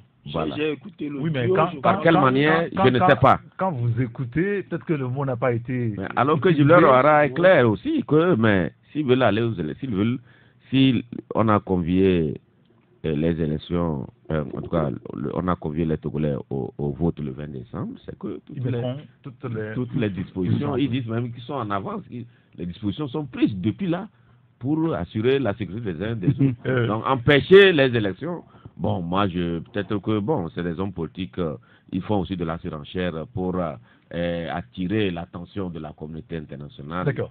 Ce qui est sûr, le régime assure toujours la sécurité des uns et des autres dans ce pays, mais ça n'empêche pas que de temps en temps, 10 personnes, 20 personnes, 100 personnes meurent. Donc c'est là que moi je ne les crois pas. Chaque fois ils disent la même chose, mais il n'y a pas longtemps, RFI disait la dernière fois, le truc du 19 août, c'est 10 morts. De temps en temps, 10 morts, 20 morts, 30 morts, de temps en temps, mais on assure toujours notre sécurité. Moi je ne crois pas du tout. Peut-être que c'est à partir de 1000 morts qu'ils pensent qu'ils ont perdu le contrôle de la sécurité. On a déjà vu ça, 1000 morts chez nous. Oui, je crois les réformes. Oui, la politique, c'est aussi un rapport de force. Hein. Je crois que quelque part, vous savez, la C14, parlant du premier recensement, je crois que la C14 devait laisser les populations soit à aller, soit à ne pas aller et empêcher le recensement. C'est-à-dire qu'aujourd'hui, ce qui se passe, parlant des 3 jours même que la CENI a encore donné pour que les populations puissent se recenser, la C14 sûrement encore va appeler encore au boycott pour que les gens ne puissent pas aller au recensement. Oui, justement, clair. À l'allure où vont les choses. Et à l'allure où également vont les choses, le gouvernement risque également d'organiser les élections. Parce qu'il y a une formule extraordinaire aujourd'hui qu'a trouvé la CENI, c'est-à-dire que même si vous n'avez pas votre carte d'électeur, vous voulez être candidat, vous pouvez venir déposer vos dossiers en attendant de le compléter. Non, je crois que c'est aussi une incongruité parlant de cette façon de faire. Parce que nous avons quand même des tests qui régissent également les élections au Togo. On ne peut pas dire à quelqu'un qui ne sait pas faire recenser de venir déposer son dossier, quitte à le compléter après. Et je crois que même... On est dans un tas de questions aujourd'hui. Oui, même si c'est... Prenez même les membres de l'opposition qui vont aller actuellement siéger au niveau de la CENI. C'est des gens qui ne sont pas fait aussi recensés. Oui, bien sûr. Supposons que le gouvernement organise aujourd'hui les élections le 20. Bon, qu'est-ce que les 8 là auront à dire par rapport à ces élections-là qui vont s'organiser? Je crois qu'ils n'auront rien à dire. Ouais, donc c'est pour vous dire que quelque part, on essaie d'ouvrir encore des brèches, et c'est des brèches en permanence. Je crois que ce qui est important aujourd'hui de faire, c'est que les acteurs aujourd'hui politiques, que ce soit du parti au pouvoir, de l'opposition, parce que aujourd'hui, quoi qu'on dise, ceux qui ont intérêt dans ce pays que les choses se calment et pour que les choses se déroulent bien, c'est le parti au pouvoir. Parce qu'aujourd'hui, l'opposition ne sont pas au pouvoir. Tout ce qu'ils pourront faire pour que la situation perdure, et ils vont utiliser tous les moyens. Donc aujourd'hui, il est important que le gouvernement et le parti au pouvoir se ressaisissent et se disent, il est important que ce que les autres sont en train de réclamer comme ouverture, ce que l'opposition est en train de demander comme condition pour l'organisation d'une élection équitable et juste, il est important de le faire. Est-ce qu'on peut parler de la CEDEAO pour aller vite avant de la parole aux auditeurs, de la CEDEAO comme complice dans ce qui se passe aujourd'hui? Je ne pourrais pas parler... parler... J'écoute déjà ça, on écoute déjà ça dans l'opinion. Non, moi je ne pourrais pas parler de la complicité de la CEDEAO. Vous savez, aujourd'hui, la CEDEAO ne peut jamais venir imposer quoi que ce soit aux Togolais. Il est important que les Togolais eux-mêmes puissent entendre. La preuve a été donnée à Conakry. À Conakry, et le parti au pouvoir et l'opposition, ils n'ont pas eu le temps de pouvoir s'asseoir. Mais c'est quand ils sont revenus qu'on a vu un communiqué circuler. C'est pour vous dire quelque part que vous pouvez tout faire, mais la CEDEAO ne peut jamais vous imposer ce que vous devez faire. Donc c'est à vous, acteurs, de pouvoir le faire. Donc je crois qu'aujourd'hui, la CEDEAO peut venir en complément de ce qui se passe. Mais je ne pense pas que la CEDEAO puisse venir nous imposer quelque chose. Dans 2 minutes, on va recevoir les auditeurs sur le 93, 96, 99, 99 ou le 99, 20, 09, 59. Michel, sur le cas de la CEDEAO. Non. La CEDEAO, je pense que c'est une institution. Les gens méconnaissent le fonctionnement de cette institution. Et au départ, les responsables de la CEDEAO ont chauffé à blanc leurs militants comme quoi la CEDEAO la va C14. arriver, la C14 surtout, comme quoi la CEDEAO viendra mettre tout le monde au pas. Non, ce n'est pas comme en Gambie. Non, le contexte n'est pas le même. Ce n'est pas comme ça. La CEDEAO, c'est une institution, mais quand elle intervient sous-régionale, quand elle intervient dans un pays, il y a des limites. La souveraineté des pays vient s'opposer parfois à certaines décisions. Et ils sont aussi, comment l'appelle-t-on, tous les chefs d'État qui sont à la tête des pays de la CEDEAO. Ils le savent très bien. Et aussi, ils ont des difficultés dans leur pays. Ce qui se passe ici, leur opposition sont en train aussi de les observer. Oui, comment ils vont régler notre crise là. On les regarde aussi de très près. Ouais, donc, tout ça là, quand vous voyez tout ça là, je pense que ça c'est mal parti. À partir du moment où la C14 disait à leurs militants que c'est la CEDEAO qui viendra, c'est comme John Bull dans le quartier qui viendra dire mais le pouvoir, non, vous faites plus ici. Non, ce n'est pas comme ça. Et donc, la CEDEAO, d'abord, à partir de la feuille de route, ne nous a pas fait les réformes. C'est des pistes qu'on nous a données. Si vous pouvez, Togolais, si vous pouvez passer par ces pistes, vous pouvez vous en sortir. Bien. Maintenant, c'est à nous de voir ce que nous allons faire de cette feuille de route-là. Je donnerai la parole tout à l'heure, excusez-moi Michel, pour aller vite. Je donnerai la parole tout à l'heure à Gérard sur le cas de la CEDEAO. Mais on va prendre maintenant les auditeurs. Vous permettez, vous mettez vos casques, messieurs. Allô? Oui, allô? Oui, bonjour. Bonjour. Oui. Oui. C'est monsieur? Yves Prosper. Monsieur Yves Prosper, nous vous écoutons. Oui. En fait, j'apprécie quand même la franchise des débats. Je vais aller en 9 points, mais j'essaierai d'être très rapide. Oui, justement. Oui. Le recensement par rapport à ces 3 jours, en réalité, ne profitera même pas à ces 14. Parce que ça permettra plutôt à ce régime de se maintenir en enrôlant encore ceux qui n'ont pas pu se faire enrôler. C'est mon point de vue. Surtout que la C14 a déjà l'air de boycotter cela. En deuxième lieu, les réformes profitent à qui? C'est une mauvaise foi du gouvernement. Donc, ça leur permet de rester au pouvoir et de faire ce qu'il y a à faire. Donc, au-delà de tout, ça ne s'arrange pas.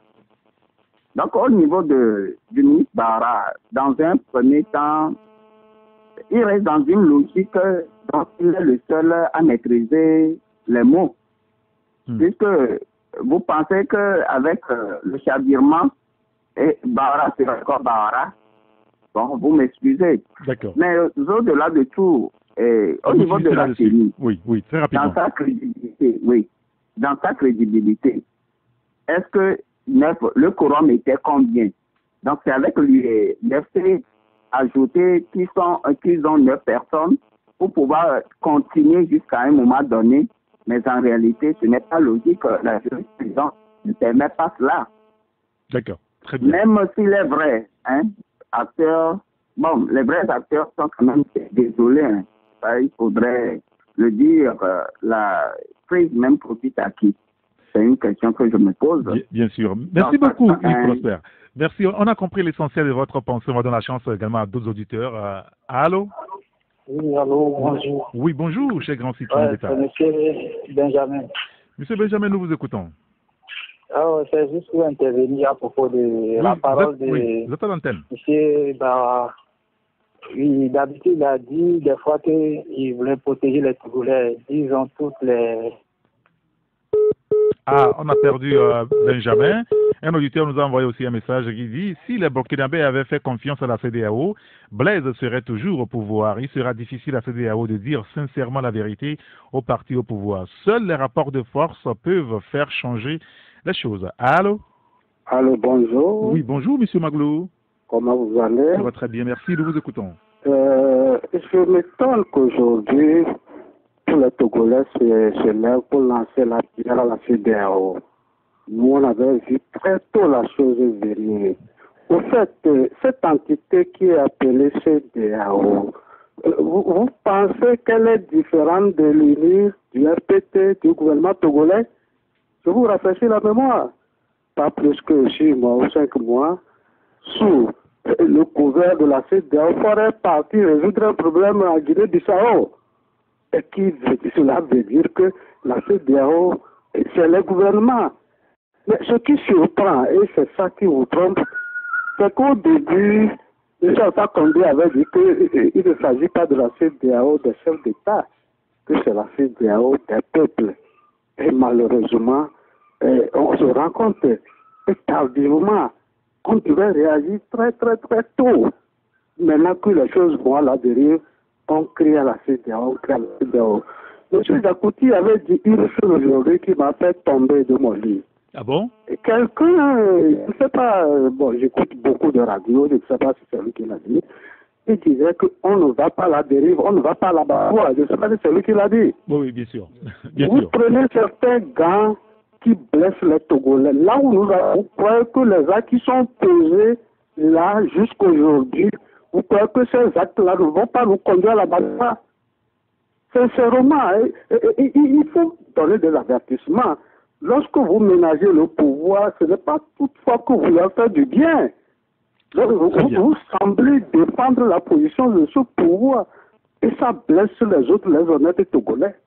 Est-ce que moi je constate? Oui, ça c'est... Quand c'est blanc, il faut dire que c'est blanc. Je vous en prie.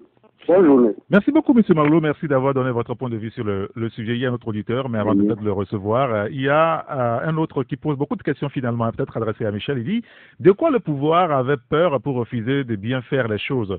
De tout temps, le pouvoir dit avoir gagné et clame sur tous les toits alors qu'il fasse bien les choses pour encore gagner une énième fois. Non, vous ne pensez pas. Allô? C'est Douti Dagoué. Monsieur Douti, nous vous écoutons. Mais je me demande, notre pouvoir-là, il veut nous amener où? Pourquoi vous posez cette question? C'est comme ça dans les autres pays, ça commence comme une blague et finalement nous tous nous sommes conscients de ce qui se passe. Parce que, vous voyez, il ne faut pas se réjouir du pouvoir, mais introduire le peuple dans des bêtises ou dans des erreurs où demain nous serons incertains. Soyez sincères envers nous. D'accord. Nous tous nous voulons. Le pays c'est pour nous tous. Ce n'est pas pour la famille Massiré, ni pour la famille Ojo, ni pour ni Bawara. Le pays, c'est pour nous tous. Mais là où ils en sont, aujourd'hui, prennent des décisions qu'on ne comprend plus rien. Je ne sais pas ce que je dis, vous comprenez, monsieur. Je vous entends, oui, bien sûr. On ne comprend plus rien. Tantôt c'est ça, tantôt ils veulent nous amener où? Que le pays sombre demain. D'accord, très bien. Je vous remercie. Merci beaucoup, M. Douti. Il y a une autre réaction d'un auditeur qui nous dit en principe, la CENI devrait déjà nous faire le point de nombre de personnes recensées aux premières journées de recensement. Sinon, c'est une autre occasion de continuer à recenser des mineurs et des étrangers offerts sur un plateau d'or à ce pouvoir. Allô? Allô, bonjour monsieur Eric. Bonjour monsieur Kolani, comment allez-vous? Je me porte très bien. Très bien, nous vous écoutons. Oui, moi c'est à propos de la CEDEAO. Mais vous savez, quand les gens critiquent cette CEDEAO, ce n'est pas la CEDEAO de 2005. Hein. Tous les chefs de l'État qui étaient en 2005 ne sont plus au pouvoir dans ces pays. Mais aujourd'hui, il faut qu'on soit plus sérieux. Et puis les jeunes qui animent la CEDEAO aussi voient. Nous avons échoué, que ce soit la C14, le parti au pouvoir, et le gouvernement tombé dans la main de la CEDEAO, on ne sera que consommer. Ça, je vous l'ai dit, ça c'est certain. On était capable de nous asseoir ici. Aujourd'hui, on est obligé de consommer. On nous dit aujourd'hui que la feuille de route a été violée, ceci a été violé. Même nos terres sont violées. Mais vous êtes obligé de consommer. Monsieur Eric, vous ne voyez pas que vraiment, les gens nous prennent comme si on était des bandits dans ce pays, ou bien on ne connaît rien. Qui est-ce qui viole les tests, monsieur Kolani? Mais les deux, non. Le parti au pouvoir est la C14. Et si vous voyez comment la composition de la CEDEAO, aujourd'hui, si nous sommes Éric Dupont-Aignan, ils ne vont pas aller prêter serment devant la Cour constitutionnelle. Eux, ils vont se retirer au niveau ceux de l'ANC. Finalement, on va où là? Quand on a demandé qu'ils voulaient la parité, il faut que l'IFC sorte. Finalement, ils veulent amener le peuple où? On donne 3 jours maintenant pour récupérer, et puis les gens refusent encore. Finalement, on veut quoi? Qu'est-ce qu'on veut? Mais puis il faut écouter que la CEDEAO aussi ne va pas venir rester derrière la C14. Et ils veulent la paix, et puis qu'on puisse respecter les institutions. Mais en tout cas, chacun prend ses responsabilités, hein, monsieur Eric. D'accord, très bien. Merci beaucoup, monsieur Kolani, merci de nous avoir appelé.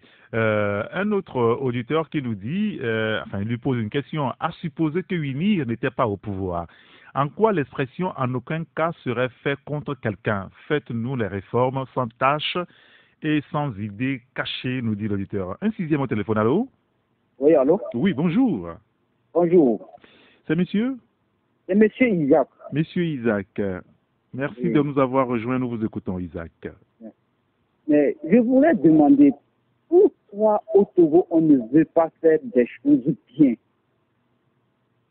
Franchement, si moi je viens de Félou, si je vous dis que quand j'avais 18 ans, j'ai voté 2 fois.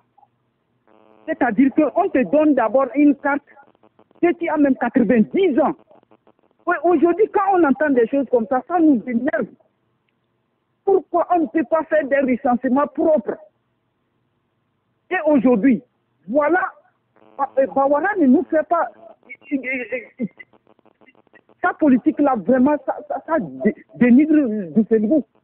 C'est pas la fierté du Sénégal. Est-ce que même il fait son travail? Ils sont seulement la politique, ils ne font pas la fierté du Sénégal. Franchement, ça... Oui, mais Isaac, excusez-moi de vous contredire, mais on ne parle pas de Duffelgou, on parle du Togo, là. Je ne m'en disconviens pas. Mais nous voulons que les élections aillent bien, propres.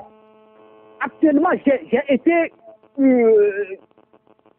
un représentant de l'ANC à chose.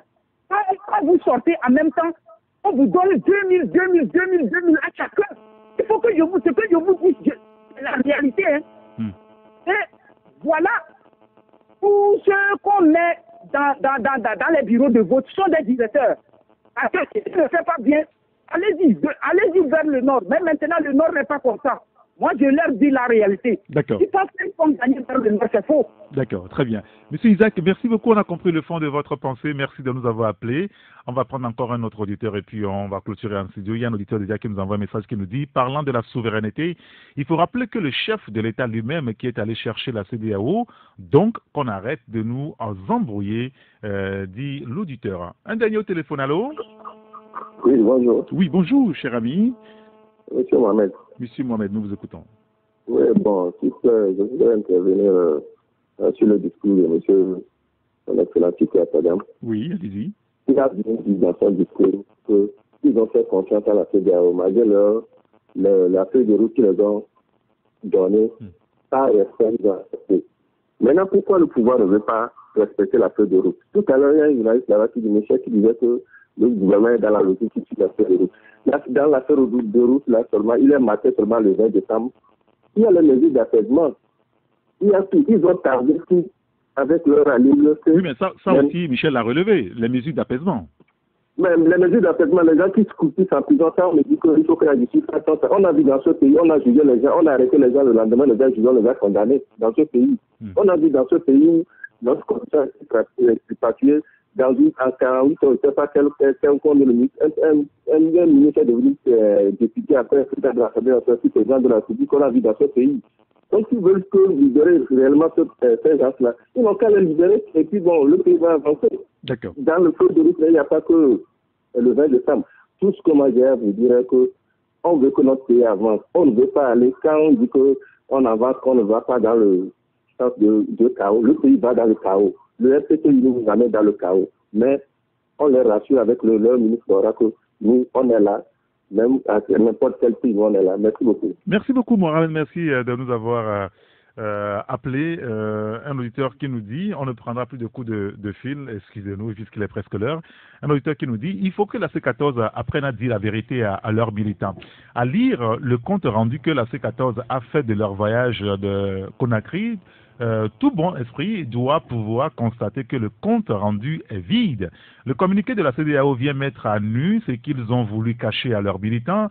Je ne sais pourquoi les leaders de la C14 se font les étonner. Il faut que la population cesse de réfléchir par procuration, écrit donc cet auditeur. Il y a un autre qui nous dit, pour les réformes constitutionnelles, si la phrase « en aucun cas n'est pas mentionnée dans la réforme », c'est pour permettre et encourager la médiocrité au sommet de l'État en perpétuité.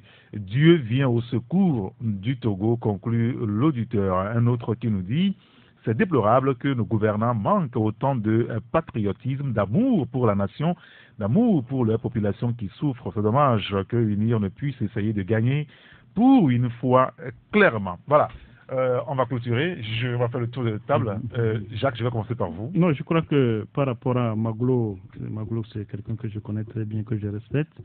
Il a dit qu'il est tombé de son lit. Quand je disais que j'espère qu'il n'a pas eu de fracture. Hein. Quand j'ai dit que le Togo ne va pas sombrer, je crois que Maglo, c'est une personne qui est très intelligente, que j'apprécie beaucoup parce que il intervient surtout sur beaucoup de médias, je l'apprécie. Mais je crois que M. Maglo, vous savez, nous sommes des journalistes, nous ne pourrons jamais venir sur un média pour faire l'apologie de la violence. Je crois que dire par exemple que la manière dont les choses s'organisent, ça peut nous amener à la violence. Ce n'est pas juste l'apologie de la violence. Ah bon, selon lui. Parce qu'il a dit que j'ai dit que cela ne pourra jamais arriver. Donc je crois que une fois encore, nous prêchons toujours la paix.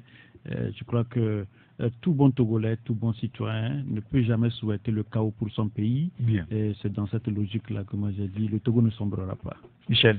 Non, le Togo ne sombrera pas.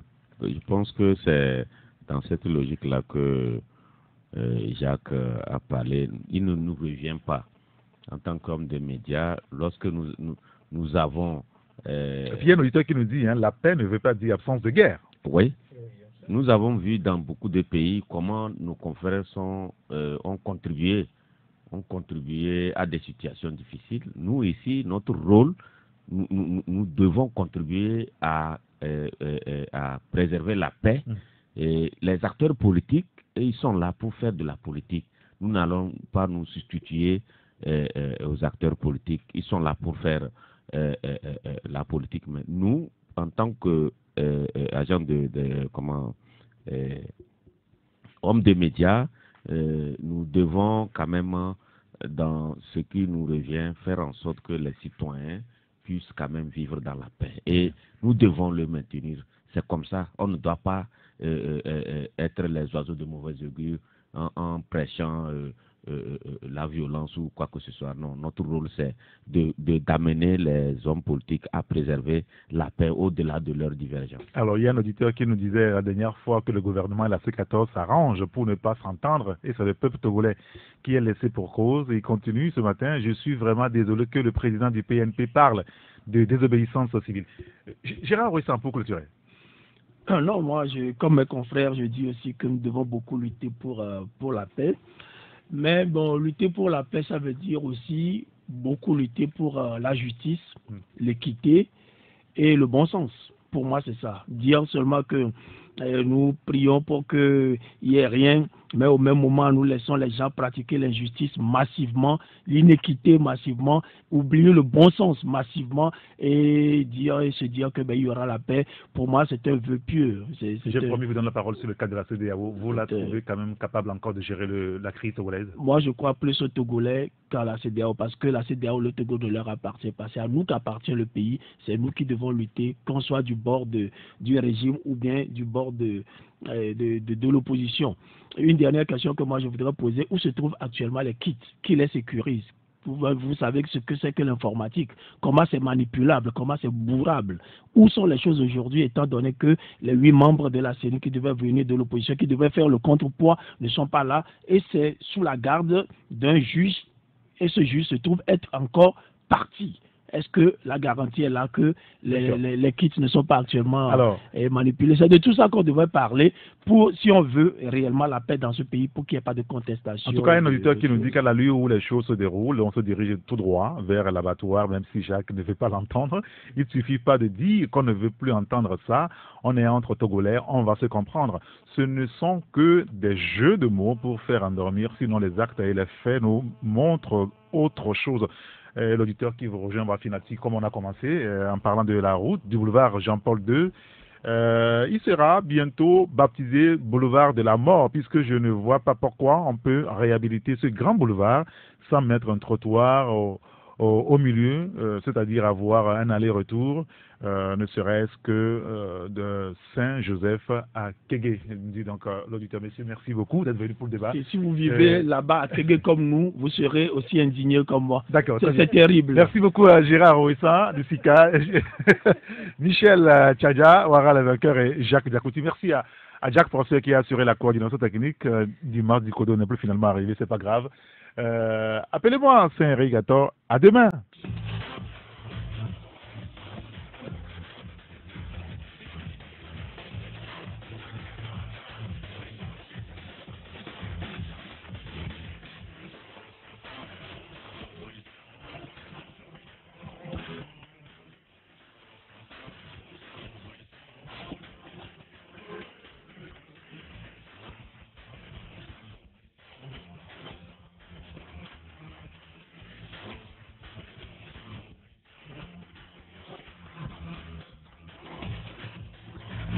Merci d'avoir regardé la vidéo, abonne-toi et partage la vidéo sur les réseaux sociaux, Facebook et WhatsApp.